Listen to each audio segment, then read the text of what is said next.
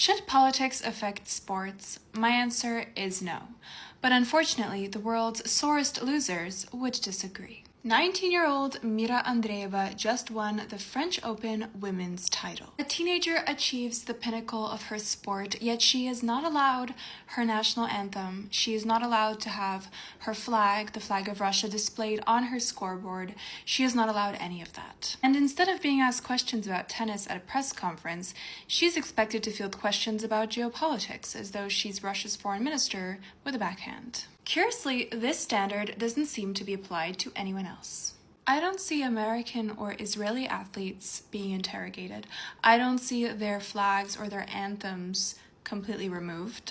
On that note, Russian gymnasts were finally able to compete under their own flag and anthem, and after a Russian gymnast did win in her category, there was complete hysteria online. From keyboard warriors who sit on their couch and probably can't even do a cartwheel. The horror. Athletes representing the country where they're from. Meanwhile, let me remind you that the FIFA World Cup kicks off this week in none other than the American continent.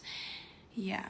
And if we're going to apply politics to sport, the Democratic Republic of Congo has sent a team, yet they've been in active conflict since 2022. Not to mention one of the hosts, the United States of America, and one of the teams, which is from Iran. Very, ironic. And you know who wasn't even allowed to qualify or play? Russia.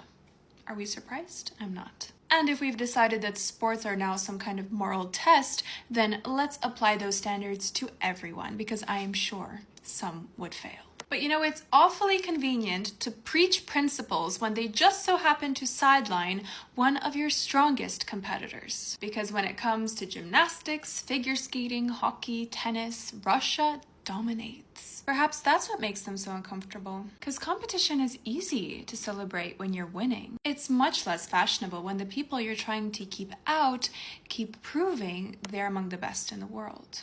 I just find it amusing how sports should transcend politics becomes a negotiating principle the moment Russians start winning trophies. We've got some sore losers in this world.